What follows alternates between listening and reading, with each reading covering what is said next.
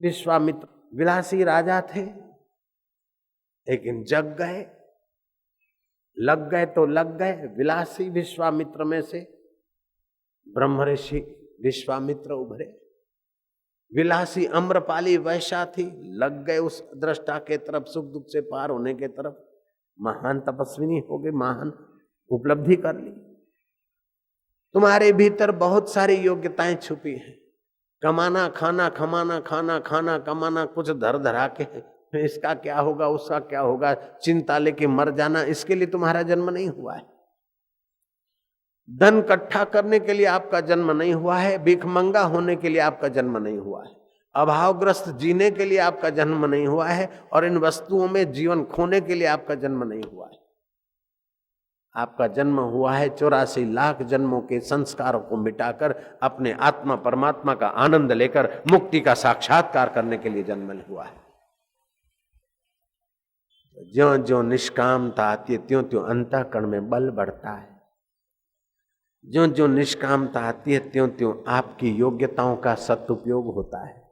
ज्यों ज्यों सदुपयोग होता है त्यों त्यों निर्भीकता आती है। ज्यों ज्यों सदुपयोग होता है त्यों त्यों आपका अंतःकरण सात्विक होता है और सत्वात् संजायते ज्ञानम, उस आत्मज्ञान में आपकी स्थिति होती है। अगर उस आत्मज्ञान के प्रसाद में आपकी थोड़ी स्थिति होती है तो उसमें अद्भुत बल आता है, गजब की शक्ति आती है।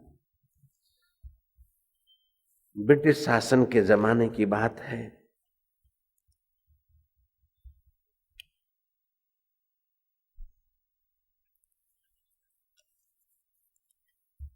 अंग्रेज लोग भारतीयों को हीन दृष्टि से देखते थे और भारत के साधुओं के प्रति बड़ी घृणा,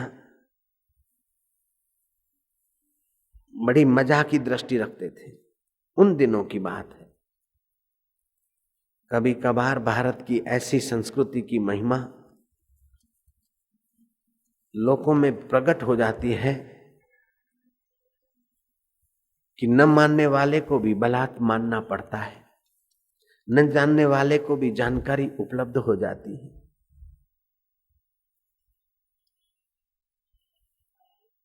उन्नीस 1967 में 31 अगस्त हिंदुस्तान अखबार में इस बात का जिक्र आया था। ये घटना तो पहले घटी थी, पहले भी आया होगा। सियालकोट में मेजर डिक रहता था। आलीशान बंगला, सुविधाएं थी। चाय पानी पीकर अपना कप रखा और कोई किताब विताब पढ़ता हुआ ख्याली पुलाव खाने लगा। इतने में एक भारत का साधु पहुंचा के, साहब भूखा हूं, जरा कुछ मिल जाए खाने को। हाय इंडियन पृष्ठभूमि, जाओ खाओ। बोले तुम खा पी के बैठे हो, मुझे कुछ दे दो, बहुत भूखा हूं। उसने गाली गलौच निकाले, लेकिन साधु भी कच्ची मिट्टी का नहीं था। साधु के चित्त में अशांति नहीं हुई, हीनता नहीं आई। गाली गलौच दे रहा है, नाराज हो रहा है, गुस्सा कर रहा है, भड़क रहा है। साधु दृष्टा होकर भीतर देख रहे हैं। अशांति का अवसर है, लेकिन अशांत होना ना होना आपके हाथ की बात। जयराम जी की दुख का अवसर है, लेकिन दुख में हस्ताक्षर करके दुखी होना ना होना आपके हाथ की बात। सुख का अवसर है, कोई चढ़ाता है, पोलसन लगाता है, अहंकारी होना ना होना आपके हाथ की बात। महान पुरुष की ये पहचान है, हृदय की मधुरता, चित्त की उदारता और निरअहंकारिता, नम्रता का गुण, ये महानता की पहचान है। वो साधु नम्र भाव से खड़ा है। मिस्टर डिक सुनाया जा रहा है, साधु मुस्कुरा रहा है, वो और बौखला। और उसने मेज को मुक्का मारते हुए, इंडियन साधु तू क्या समझता है, मैं अभी मेरे नौकरों को बुलाऊंगा, धक्का मार के तुझे निकाल दे।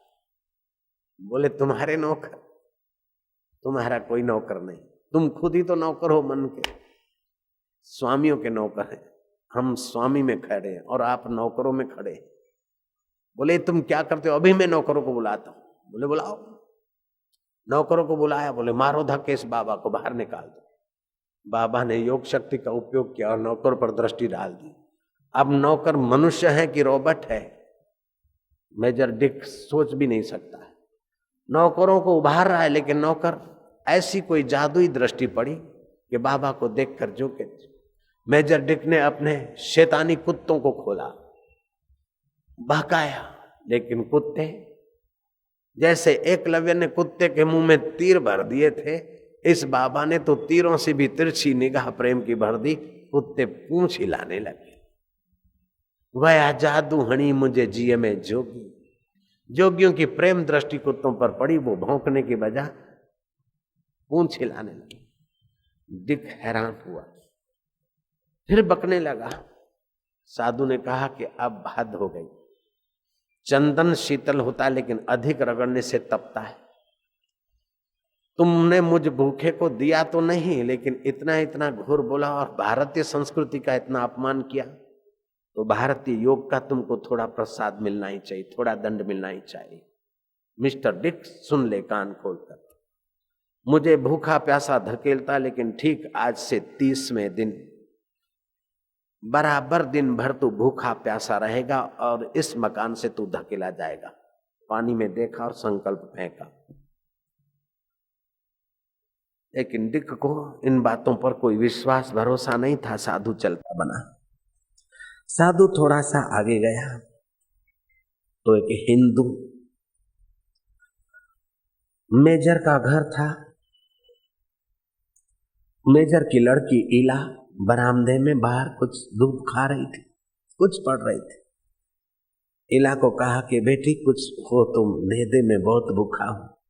इला भी अंग्रेजी स्कूल और अंग्रेजी वातावरण में जीती थी। उसको साधुओं के प्रति श्रद्धा तो नहीं थी, फिर भी थोड़ी आस्था थी, भारतीयता का खून था। घर से लाई कुछ खाने को साधु को दे दिया। साधु ने संतोष का एहसास किया। साधु अशांति के वक्त भी शांत रहने की कला जानते थे, तो मन एकाग्र था उनका। एकाग्र मन से साधु ने उनका भूतकाल देखा। साधु ने लंबी सांस ली और एक झोले से फल निकाला। बेटा इला, संत लेते थोड़ा है और देते बहुत है।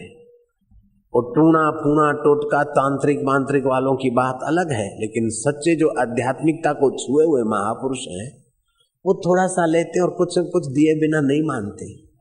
तुम्हारे घर में थोड़े दिनों में घर का कोई मुख्य व्यक्ति बहुत सीरियस हो जाएगा।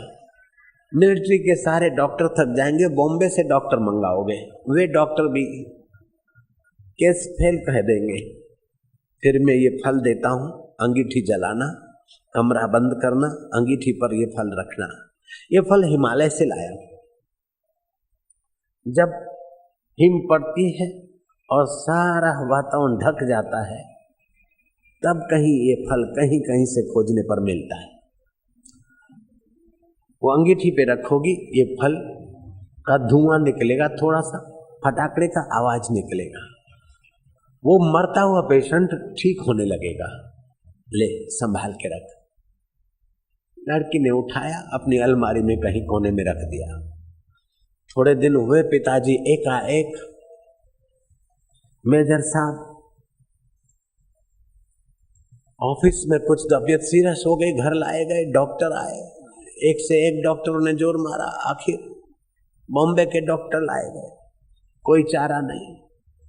इतने में साधु आधम के कि इला तुम तो भूल गई हो, लेकिन मैंने तुम्हारे दर का अन्न खाया, मैं कैसे भूलूंगा। वो फल तुम्हारा अलमारी में रखा है, ले आओ। क्या है भारतीय संस्कृति। इल्जाम लगाने वालों ने इल्जाम लगाए लाख, मगर तेरी सौगात समझकर हम सिर पे उठाए जाते हैं। जिसी ने दिया दर्द दिल, उसका प्रभु भला करे। आशिकों को वाजिब है कि यही फिर से दुआ करे।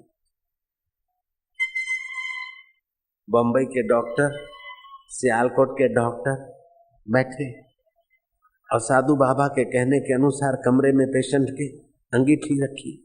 अंगीठी के कोलसों का धुआं चला गया, बिल्कुल साफ चमक रहे कोलसे। बाबा ने बताया ऐसे वो फल रखा, धुआं हुआ और पेशेंट के जान में जान आई। डॉक्टर ने कहा जब मरने वाला होता है ना तो गर्मी आ जाती थोड़ी, अब ये जाएगा। लेकिन जाने की वजह वो बिल्कुल बिल्कुल ठीक हो गए। डॉक्टर ताज्जुब करने लगे। साधु चले गए। इला की माँ ने और इला ने मेजर डिक की बेटी और मेजर डिक की पत्नी को बताया कि वही साधु जो तुम्हारे घर से हुरदूत सह के आया था, उसी साधु ने इला के बाप की जान बचा ली। इला की सहेली और उसकी माँ थोड़ी सी मायूस और गंभीर हुई। वो साधु हमको श्राप दे गए, अब क्या होगा। दिन बीतते देर नहीं लगती, बराबर 1 महीना हुआ, 30वां दिन। मेजर डिक उठा, नौकरों को बुलाता है, कोई नौकर नहीं। चिल्लाता है, कोई आवाज नहीं। आखिर मेजर डिक उठा, देखा कि नौकरों की कोठियां खाली, प्लेग फैला है। एक बूढ़ा नौकर कह रहा है कि सर प्लेग फैला है, चूहे मरे। वो तो सब भाग गए, मैं यहाँ प्लेग की बीमारी से मर रहा हूं सर। इतने में गाड़ी आई कि यहाँ प्लेग फैला है, आप बंगला खाली करो। डिक बिना चाय बिना पानी के बंगला खाली करके गाड़ी में बैठे, पहुंचाए गए डाक बंगले में। लेकिन पेट तो भरना है, डाक बंगले में व्यवस्था नहीं। ऑफिसर्स के घर चलो, बातचीत हुई, चाय बनकर आए। चाय बनकर आई, जो तीनों ने, बेटी ने, डिक ने और उसकी माँ ने, जो कप रखा होठ पर, मार केरोसिन छू छू छू, हाथ में से कप फेंक दिया। इंतजार करते, बातचीत करते, आश्चर्य करते कराते दोपहर हुई, भोजन की तैयारी हुई। टेबल पे गप्पे हाँक रहे, पेट में चूहा कुश्ती खेल रहे। बड़ी देर से नौकरों ने भोजन बनाया। नौकर जब भोजन लाकर रखा, ढकी हुई थालियां, जो वो खोले तो देखते कि बदबू बदबू, घास चारा, ये क्या। वो ऑफिसर तो शर्मिंदा हुआ, लेकिन डिक को साधु का श्राप याद आया। फिर से भोजन बना और ला रहा था तो आते आते नौकर को पैर में ऐसी चोट लगी, डिक के सिर पर जा गिरा सारा सामान। शर्मिंदे होके वहां से चले गए। भटकते भटकते रेलवे स्टेशन पर आए, सियालकोट की railway station. Railway station master को बोला कि हम बहुत भूखे हैं, आपके मेस से इधर उधर से कुछ भोजन खाना मिले। बोले यहाँ प्लेग फैला इसलिए यहाँ बंद है, अगली स्टेशन पर व्यवस्था है। लेकिन गाड़ी तो भी चल गई, कल को गाड़ी आएगी। आप 24 घंटे कैसे भूखे रहे। भाई साहब इधर उधर भटके, शाम हो चली, थोड़ी सी मिठाई ली। ये 31 अगस्त 1967 हिंदुस्तान साप्ताहिक में बात छपी, उसके पहले की घटना है। पहले भी कहीं छपी होगी। मेजर डिक मिठाई लेकर अब दुकान पर कैसे खड़े रहे, अपने शान के खिलाफ था वहां खाना। गए कहीं शांत जगह बगीचे में, जो मिठाई खोले मुंह पे रखे तो आहा बदबू बदबू बदबू। सूर्य ढल रहा था, उदास होकर जा रहे थे। वो रास्ते में खिलखिलाता साधु मिला। Mister Dick, how are you, क्या हाल है जनाब का। डिक की आंखें धरती में घुस गई। साधु ने कहा फिक्र मत करो, चलो मेरे साथ, भोजन तैयार है।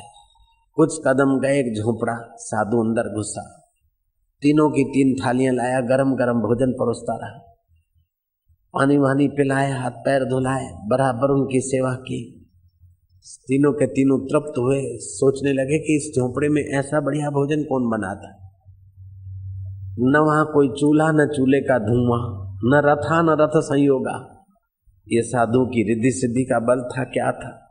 साधु ने कहा जो भी है, मेरा आपके प्रति कोई द्वेष नहीं है, लेकिन आपने जब हिंदुस्तान को नीचा दिखाने के संस्कार भर रखे थे खोपड़ी में, और व्यर्थ आप अति कर रहे थे, तो आपका शान ठिकाने लाएं और आप जैसे दूसरे ऑफिसर भी नरक में न पड़े, इसलिए मैंने अपनी थोड़ी एकाग्रता की तपस्या का उपयोग किया था। अभी तो बहुत कुछ है योग में। योग समान बल नहीं, सांख्य समान ज्ञान नहीं। आप खुश रहें, आप प्रसन्न रहें, जो हो गया हो गया। तब से अंग्रेज ऑफिसर साधुओं के लिए जो कुछ का कुछ बकते थे या बड़बड़ाते थे, वो बहुत कमी हुई। उन दिनों में अखबारों में खूब चर्चा हुई।